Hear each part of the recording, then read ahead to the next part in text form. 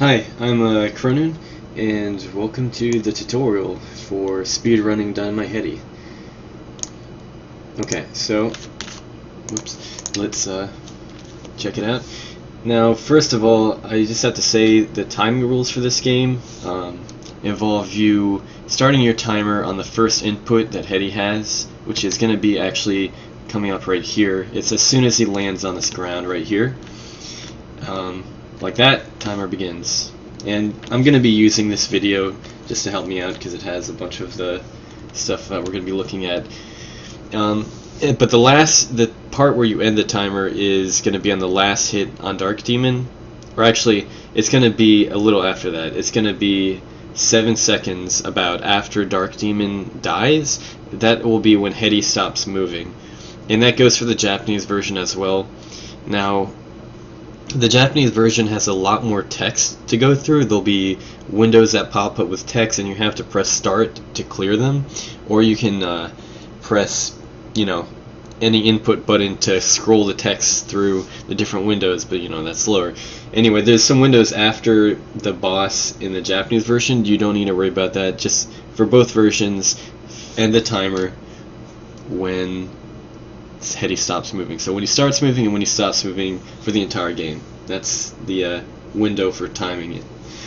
Now, there really isn't anything to say about this very first level here. It's just an auto-scroller. You can kill the Robo-Collector here or not. It's completely up to you. But it's not going to change the timing at all. Maybe by a few frames, by like a few individual frames, but it's honestly so minor. If anything, it's not something to even worry about. So basically the first minute of this game, you don't really do anything. You just chill, get your mind together. You can use this Robo-Collector though to practice how quick you can hit an enemy. You will need it for some bosses. It does help. Just it's good to practice something. Okay, so now we're actually going to start getting to things that are relevant. So as this plane moves off screen here, you want to get yourself in position right about here. This is going to be about exactly a minute in, if you time correctly. So we'll see this different type of floor come in, this one with these crates here, and that's going to be the cue that you're heading into the actual fight for the first stage. So where you want to position yourself, just to save yourself a little bit of time, is right here, actually. Basically, one Headdy sprite away from the health monitor, or you can use a background cue of this this giant tile of a mountain. Every single time you get to this position, this line will be about this part of the screen. So wherever that line is, just position yourself generally under it. Because otherwise Headdy's going to have to move into position, and that just takes a little bit of time. It's really not a big deal. Now, I will be covering differences between Japanese and American in these speedrun tutorials, but let's go through the American ones first. So there is in fact a text bubble there in Japanese, but I'll cover it after this fight. Now, one of the differences that happen right away besides that is that these energy bubbles here will actually damage you in the American version. In the Japanese version, they do not. You probably still won't even be able to die even if you try, unless you don't even try to attack him. This is a very easy fight. You can get hit and it's not going to make it slower at all. Anyway, the thing that's actually speedrun oriented here is you're going to actually have to pay attention to Trouble Bruin's sprite as he gets back on his feet, or his curvy paw things. So he's going to sit on his butt, and there's going to be 2 more frames of animation. On the second frame is when you can hit him. So he'll stand up, and then he'll get in this panting position. And so basically here, just get yourself ready, and you should be ready to hit him. So right then, the bubble's covering his face. That just happens sometimes. So you don't actually have to get this close. Where I was before is perfect range. You don't want to be farther than this. So basically, if you have a target to hit, you want to be 2.5 tiles away at maximum. And a tile is this set of 16 pixels here that is usually used in video games, older video games, to represent graphics and geometry and all that sort of stuff. So bam, just remember that 2.5 tiles away is the range of your head. It's not something you have to memorize, but if you're far away or for any reason that you'd want to know the range, that's the range. So there you go. So you just go and you get a second hit in. Now here's something, you can't really see it because this video doesn't have like 100% of the frames, unfortunately. Let me just scroll up just a tiny bit. So this is something only relevant to the American version. These energy bubbles are flying in like random directions, and this applies in Japanese too, the randomness, but you don't have to worry about getting hit by them, so it doesn't matter. The thing to note here is that he sends out these 6 bubbles up top, and then he's going to send out like 2 more from to the side or wherever, and it won't always go to the side, it'll be in any direction. But the problem is that you need to dodge these, and you need to dodge this one if it comes at you, because if you're taking damage, you won't be able to get the earliest hit possible. So just jump over it, or run under it, or just do whatever you can to avoid it, and just try not to get hit. It's the top ones are very easy. Like, look how much space you have. It should be very simple, even as you start out, to get between them. But it's the ones that come at the side that are the trouble. Trouble Bruin. And yeah, you can also come up close and just spam him. You might as well. But if you want to just get that crystal clear one hit in, then that's what you want to do. So before I just switch to the Japanese version to cover that very minor difference, which is relevant, this is the score screen, right? And you actually have to do inputs here. So the score screen normally will go through the points, it'll deduct them, it'll like start like counting them down to the total score, and you can skip them by just pressing start. So you want to press start 3 times. Let me get the sound up so that you can hear what it sounds like. So this jingle is playing, the victory jingle. After it finishes is when you start. So just start spamming start as fast as you can after the jingle finishes, and you'll hear ding ding ding. That's what you want to hear. Of course, you can do it faster or slower. Just do it, you know, because otherwise you're going to be losing seconds of time. And, you know, there's a little cutscene, and then you go forward, and then it's the next area. Okay, now let's go over to the Japanese version. Okay, so this is starting a little bit before, and, you know, the background's going to fall down. And now here is Maruyama. He's a completely different character. No, it's not. He is purple though. Now, alright, there's Headdy. Okay, so you're gonna have to pay attention here. He's pointing at the screen, but his arm, once his arm drops, you want to get ready to press start. So press start basically to clear the menu items, and that includes score clear, and that includes text bubbles. So he's gonna have a text prompt show up on screen, and you just want to clear it as soon as you see it. Now, when you start out, you don't want to just spam start because you're just going to be like losing time that way. So his arm is down. Very shortly that's going to appear on screen. You just want to just react at first. React when it shows up, and then just press start as soon as you see it. It's just like a one tap. Just one, and it's done. Usually. Later in the game you'll have multiple text bubbles come up from different characters, and it's still pretty simple, but the timing is different.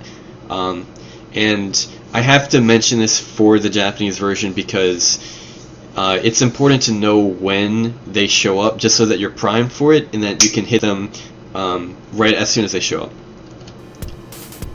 So like that. And yeah, that's pretty much the main difference for this part. For 1-1, and again you see these don't do any damage to you, so it's all good. Okay, now let's go to the next stage. Let's go to scene 2.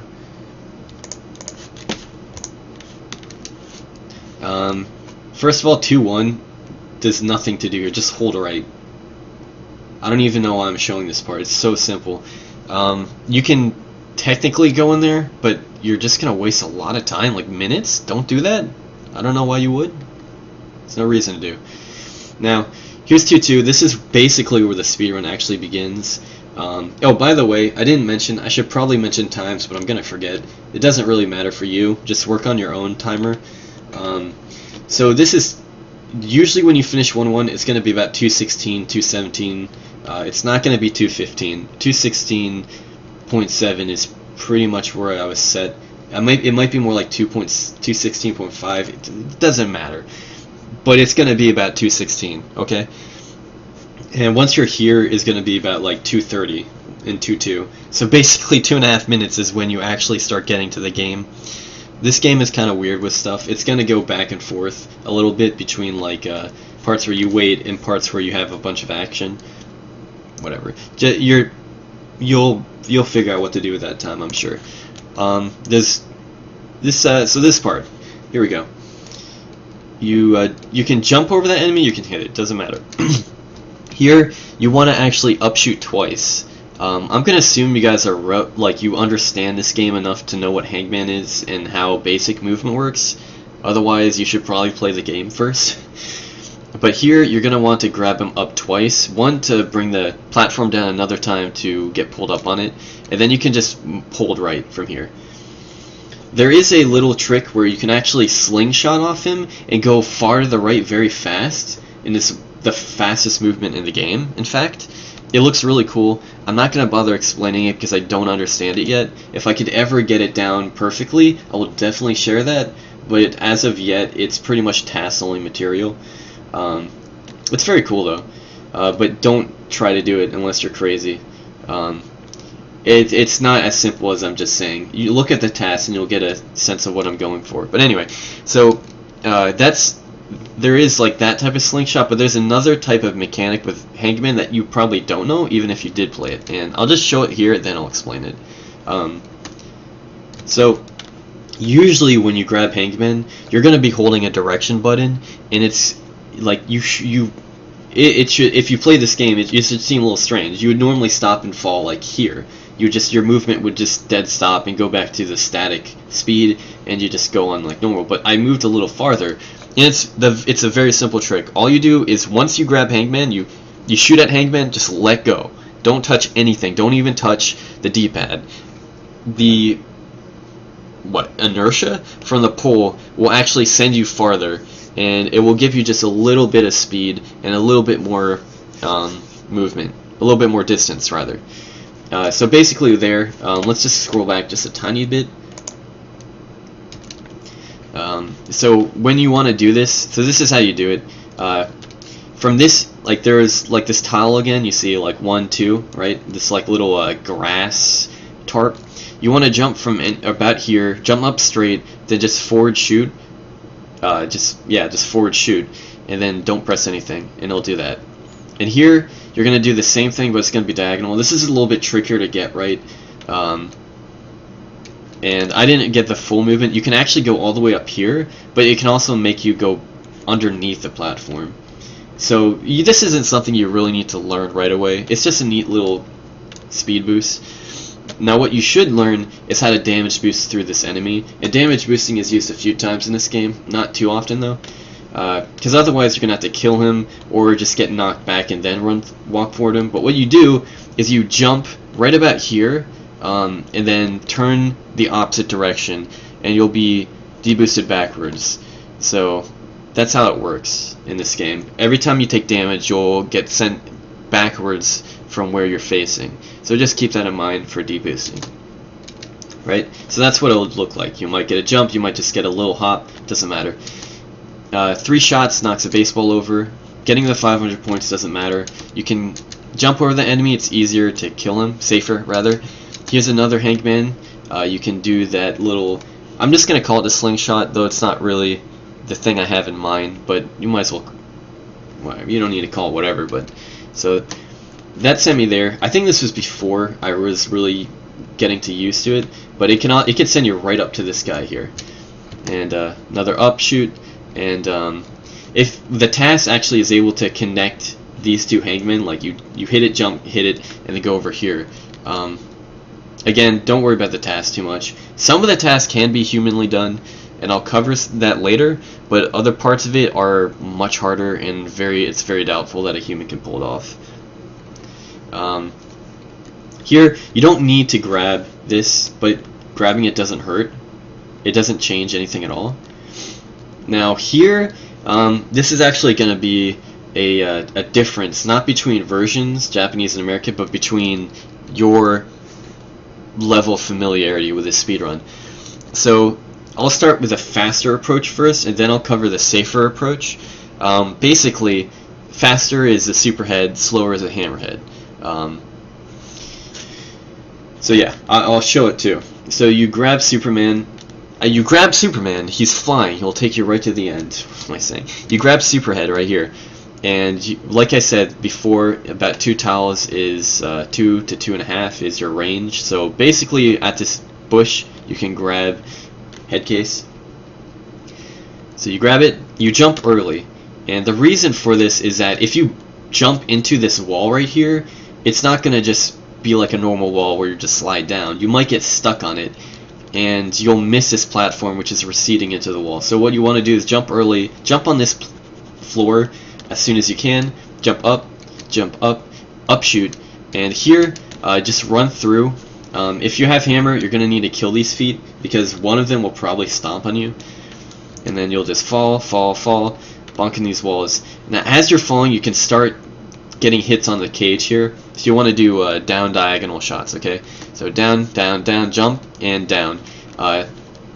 It's easier with Superhead to jump and do a bunch of down diagonals or horizontals. If you're on the ground, you won't be as close to the cage because you keep on having to move forward. Whereas if you're constantly jumping, you'll be constantly pushing against it. So that wasn't actually the best cage, but it's okay. Now there isn't like perfect shots here. Just try to get hits in every time you can, and you should always kill Catherine before she gets to the side, because if she gets to the side, you're going to be losing time, like by necessity, not just because you're slower, but because you have to wait for her attack pattern to finish. And I'll cover that in a bit. So here, when these guys show up, you won't be able to hit this cactus guy until he's directly above you, or until he starts falling. So you just want to get in a position here and upshoot. Once he goes over your head, just upshoot and you'll get him. And then you want to kill the donkey, because you need to kill these two, because otherwise you have to wait for them to go off screen before the screen unlocks and you can move. Okay, and if you have perfect movement up until here, you don't need perfect movement throughout the whole beginning of the stage, but this whole like building area, Headcase will have a different animation, especially if the fight is slower by much. So you can, if you're as fast as you can, you will be able to hit the donkey and Headcase at the same time. If not, just wait till you get Tiny Head, and then there's a special movement you can do that saves us a very little bit of time. And then this leads to the maze section. You don't want to go up unless you somehow discover you can destroy the dragon very quickly. Don't worry about that. It's a very random and hard to do in a fast manner area. Don't worry about it. I'll cover the maze in a little bit, but we're gonna have to go back and check out what this stage looks like, or what this area looks like. Oh, it's a little far. Here it is. What this looks like with Hammerhead. So just go forward. Instead, what you're gonna do is you're gonna just move ahead of Headcase, grab that, and then move like this, up, and then jump up diag. Then as we fall here, you can actually hit the cage right here. You can't, like if you horizontal shoot, if you hit up here, it's not going to do anything. It makes sense. There's nothing there. But if you hit on here, over here, on the second tile down, in the tile above the cage, you will actually contact the cage. So I'll try to get it, but it might not work. There we go. And then you just, very simple, just keep on slamming in. So actually, I'm not going to kill her. I'm gonna wait for her to get over here. So she's gonna do this, and there's a way to cancel this early if this does happen. Just bonk her, and then she'll start moving again. Problem though, if she gets to this side, I mean, this is already pretty slow, but if she gets to this side, you can't do that. It takes a long time to push her, and if you touch her, she's not going to stop her attack pattern, so definitely kill her before this point.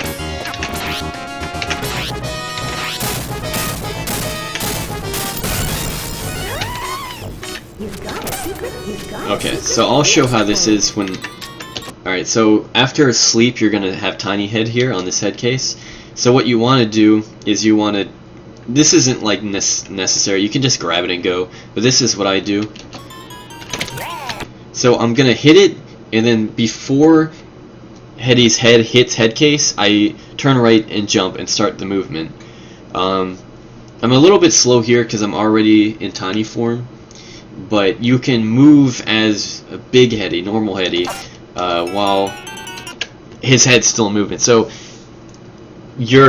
the sprites of Heady's head and his body are actually two different sprites, and they have two different types of movement. So like where your head is, like you can move the body at any time while your head is doing whatever it's doing. And this actually brings a lot of interesting mechanics in. It helps with certain boss fights because you can start moving after you shoot your head, and I don't know, there's a bunch of stuff that I'll try to go through. But let's go back to that video and I'll show you how the maze works. Very simple though. So you should know this thing about games if you don't know already. Especially in classic games, sprites are split in half. They're not split in half. There's like a line through the half of a sprite. I'm not even sure. Some games they actually split the sprite into different tiles, but I'm not sure how that works like in more detail, technical detail. But in any case, you want to know where the half of the sprite is, because for like example here, you can upshoot when you're still technically under this ceiling here. It's a really tiny thing, but it's just a little optimization to help to know. So anyway, you just grab that. Now here, you're going to actually want to deboost and then upshoot this hangman here. So you'll run into this dog and then upshoot as soon as you take damage. So it should be like this. Okay, that was a little... Hold on. Let's do that again because that didn't... Here we go. So the reason for this is that the slower way is to kill the dog and then upshoot, or you take damage and then wait and then upshoot. But you can do it all in one fluid motion, and you'll be a little bit faster because you'll already be in the air, and it will actually give you more speed. You'll get sent all the way up here, and it's I mean you would anyway, but it just looks nice.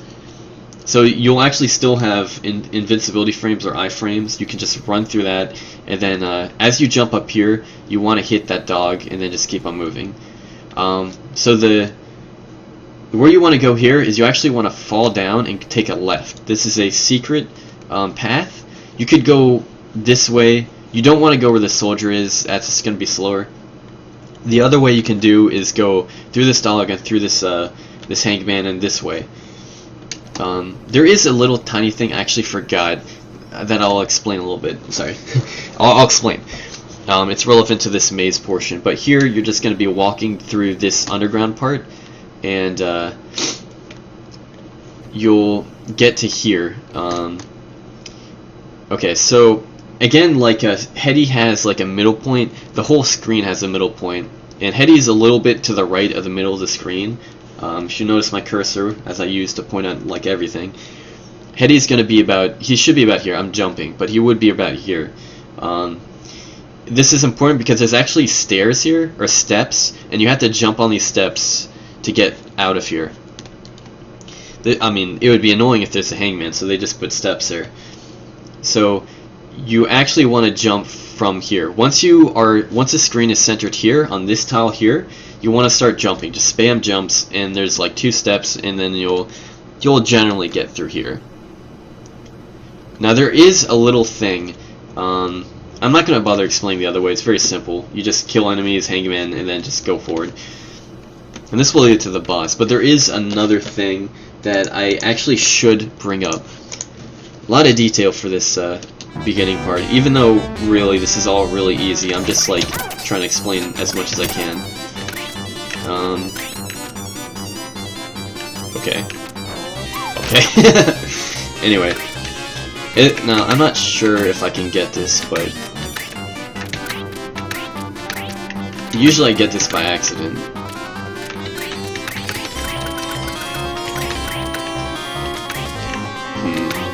Now, if I can't get it, then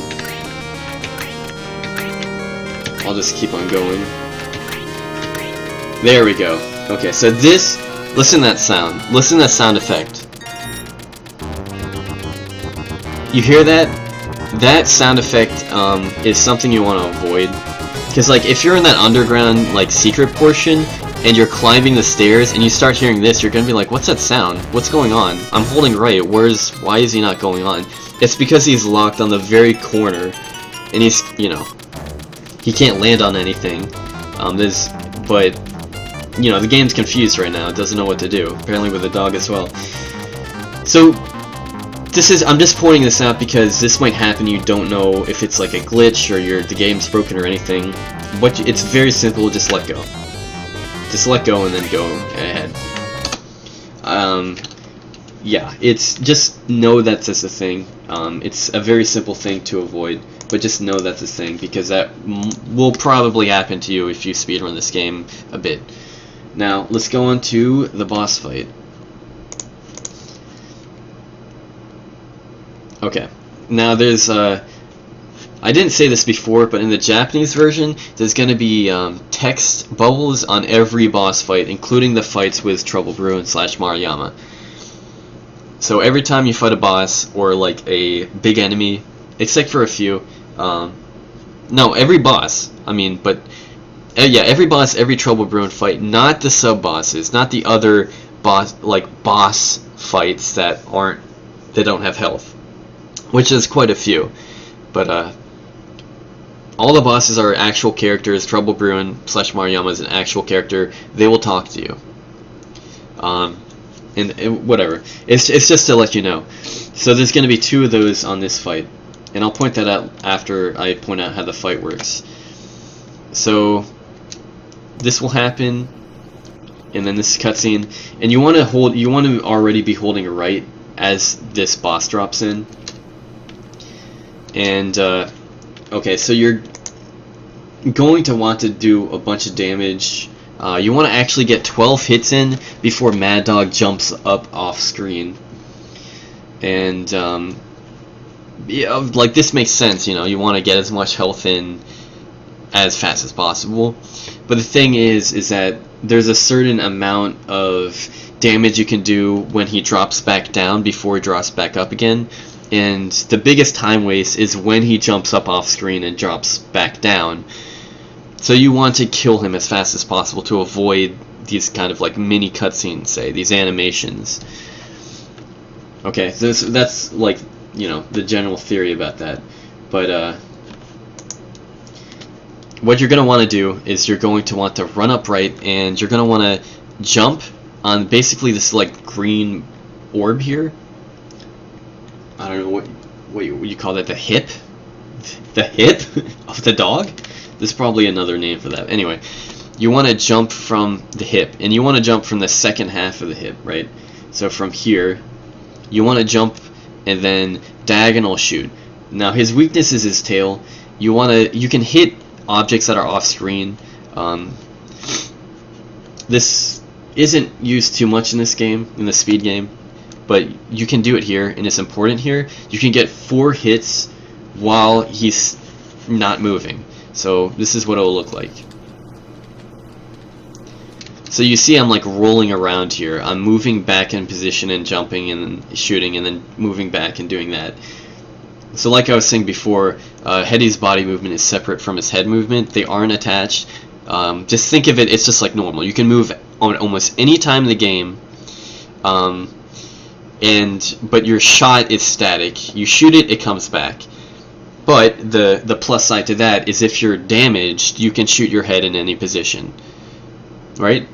So, anyway, 4 hits. Now he's going to start bounding to the left here. You want to get 2 hits in before he stops moving again. So, you got those 4 hits on the corner. Now you're going to do up shots. So you'll jump up shot, and then jump up. Okay, that's 3 hits, but yeah. So he's going to be in this position. So you should have 7 hits by now.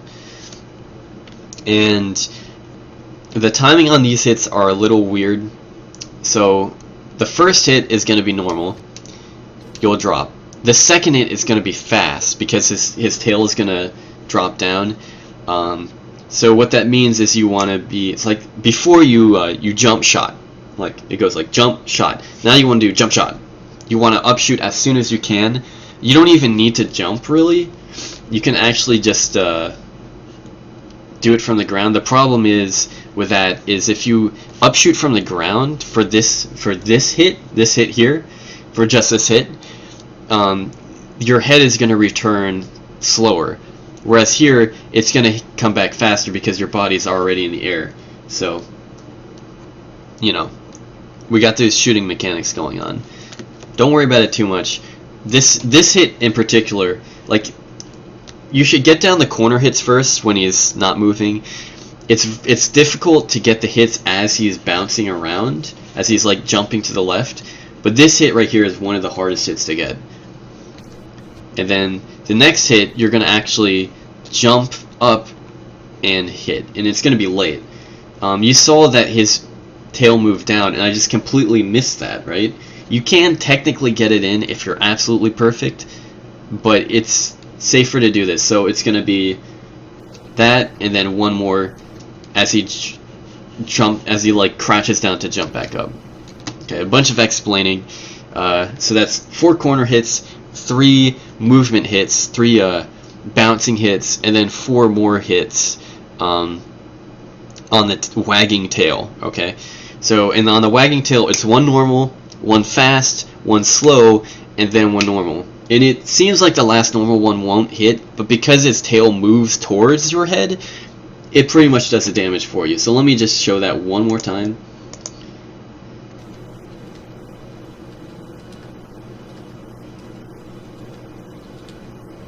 Okay, you're gonna have to practice this.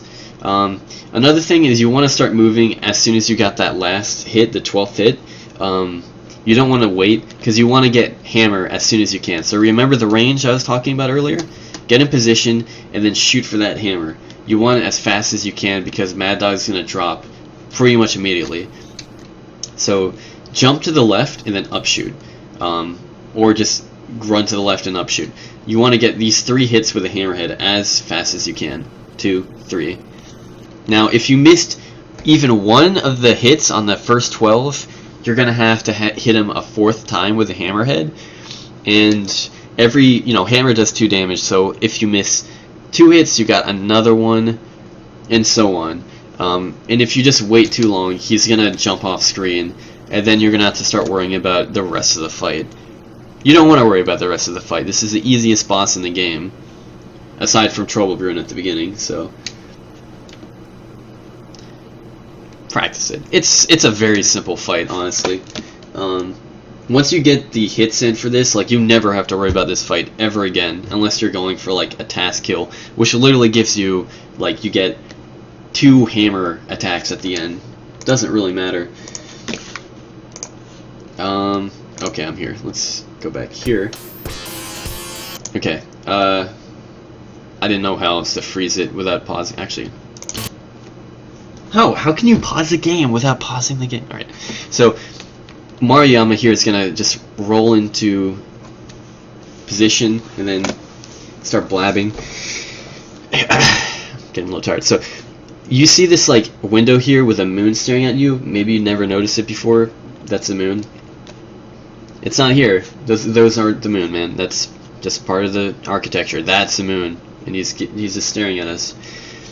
Anyway, so Maruyama is going to actually move right next to it, he'll be a pixel next to this window. That's once he is basically going to touch that window in the background here, that's when the text window appears. So it'll look like this.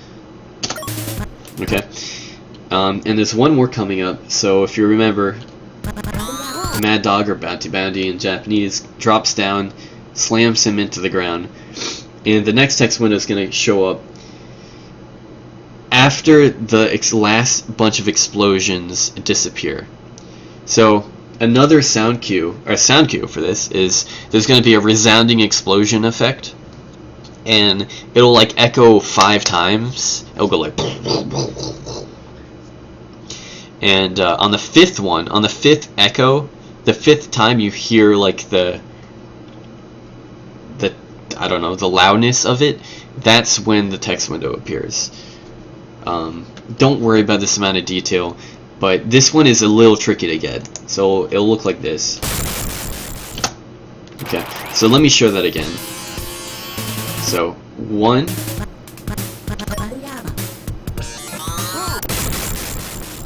2, okay? And the rest of the fight is exactly the same as normal. It's just there to help you. You can just wait again for them to show up and then react. That's probably what you should do. But that's it. There's really not much more to say about scenes 1 and 2. That's entirely it for the speedrun. So thank you for watching this kind of long-winded explanation of probably the easiest part of this game. Next part, we go to hell, and then backstage, and then we undress a doll, I guess. Anyway, thanks for watching this tutorial. Hope you enjoyed it and learned some stuff. And go ahead and comment and give me some advice, or tell me I suck or something. You know, it's all good. See you in the next part. Thank you for watching once again.